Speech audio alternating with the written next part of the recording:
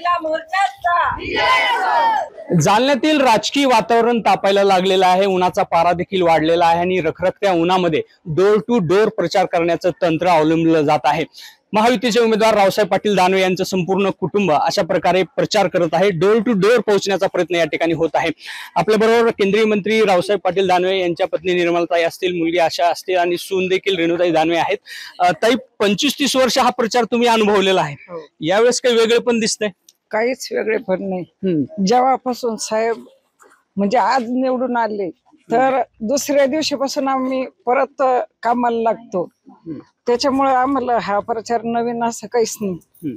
म्हणजे आमच्या कार्यकर्त्यांशी जनसंपर्क त्यांचा आमच्याशी, कोणाच्या सुखात आहे दुखात आहे, काही त्यांची छोटी मोठी कामं पडली, रात्री 1 वाजता असो किती वाजता असो तरी आम्ही त्यांच्यासाठी हजर राहतो, ते आमच्यासाठी हजर राहते। त्याच्यामुळं असं काही निवडणूक कठीण असं हे काही असे आम्हाला नॉर्मल निवडणूक। गेली 30 वर्ष 40 वर्ष तेच उमेदवार असतात आणि प्रचार मात्र तुम्हाला बी करावा लागतो त्याच पद्धतीने, तेवढ्याच तोडीचा। हे तर म्हणतात ना की संसार म्हणजे रथाची 2 चाक, त्याला म्हणजे बायकोचा तेवढा सपोर्ट पाहिजे, नवऱ्याचा पण। मग ते 2 चाक रथाचे चांगले असले म्हणजे ते रथ चांगला चालतो। त्याच्यामुळे साहेबाला कधीच अडचण आली नाही। बर, हे चाक सोबतच चालतात, त्याच्यामुळे कधी वाद व्हायचं काही कारण वाद होतच नाही, कधी प्रचारामुळे काही झाली नाही, कधीच नाही। साहेब तर म्हणजे सगळ्या मंत्र्यापर्यंत सांगते की माझ्यापेक्षा समजा ताई मतदारसंघात राहते आणि तिला जास्त प्रचार करणं लागतं। त्यांना कसं सगळ्या राज्याचे दौरे, बाहेर जाणं, लोकांचे कामं करून आणणं।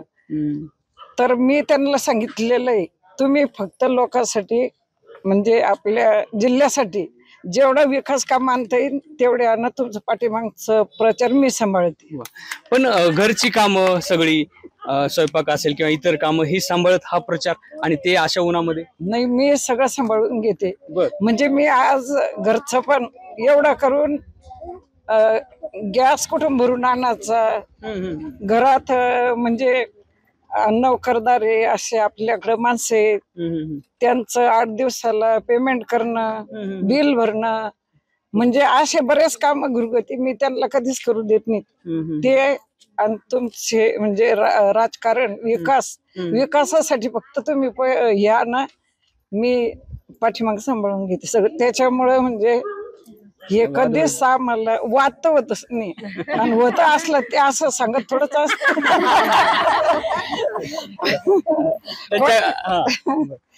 वाद सगळ्याच्याच घरात थोडंफार राहत। प्रचाराला श्रोती कुरबुर नाही, प्रचाराविषयी नाही असं, म्हणजे वाद त्याला म्हणताच येत नाही, ते वादाशिवाय पण मजा राहत नाही संसारात। आशाताई त्यांच्या कन्या आहेत, यावेळेचा काही वेगळा अनुभव आहे का? नाही, नेहमी सारखाच अनुभव आहे। अनुभव म्हणजे जनतेत अतिशय उत्साह आहे आणि या मतदारसंघामध्ये आदरणीय देशाचे पंतप्रधान नरेंद्र मोदी साहेबांच्या नेतृत्वामध्ये आणि दादाच्या प्रयत्नांनी जे विकासाचे काम आमच्या या जिल्ह्यात झालेले, त्यामुळं फार प्रचार करण्याची अशी काही गरज नाहीये, परंतु लोकांपर्यंत पोहोचलं पाहिजे याच उद्दिष्टानं आम्ही खरं म्हणजे या सगळेजण या प्रचारात उतरलेलो आहे। आणि जे विकासाची कामं झालेली आहे ती फक्त जनतेपर्यंत पोहोचवण्याचं काम आम्ही या ठिकाणी करतोय। बाकी पूर्ण मतदारसंघ जो आहे तर अतिशय उत्साह मतदारसंघामध्ये आहे आणि दादा पहिल्यापेक्षा जास्त लीडने यावेळेला निवडून येणार आहे असा सर्वांचा या ठिकाणी आत्मविश्वास आहे। सून म्हणून जबाबदारी तर असते, पण आता यावेळेचा प्रचार आणि ते अशा उन्हातला? हो, ऊन तर आहे, पण महिलांमध्ये खास करून खूप उत्साह आहे आणि ह्यावेळेसही आम्हाला म्हणजे आम्हाला विश्वास आहे की दादा खूप चांगल्या मतांनी विजयी होऊन येतील। काही वेगळे पण दिसते का यावेळेस? कारण मला वाटतं 2019 ला देखील तुम्ही प्रचारासाठी? 19ला आणि ह्या वेळेस दुसराच टाइम आहे माझा, पण सेम आहे। आणि ह्या वेळेस तर मागच्या वेळेस पासून अजून विकास कामं झालेली आहेत, तर त्यामुळे लोकांमध्ये अजून विश्वास आहे दादांच्या प्रती, मोदीजींच्या प्रती। तर त्यामुळे आम्हाला नक्की विश्वास आहे की लोक त्यांना खूप चांगल्या मतांनी विजय करून देतील। मागचा अनुभव आहे 25-30 वर्षाचा प्रचाराचा, तुम्ही दरवेळी प्रचारात उतरलेला आहात, यावेळेस कसं आहे? अनेक वेळा धाकधूक आहे असं म्हणतात विरोधक तुमचे। हे पण आम्ही म्हणजे जेव्हा सरकार नव्हतं तेव्हा आम्हाला कार्यकर्ते नव्हते, त्या काळात साहेब निवडून आले. आता तर सरकार आहे आमचं, केंद्रात आहे, महाराष्ट्रात आहे, काम खूप झाले.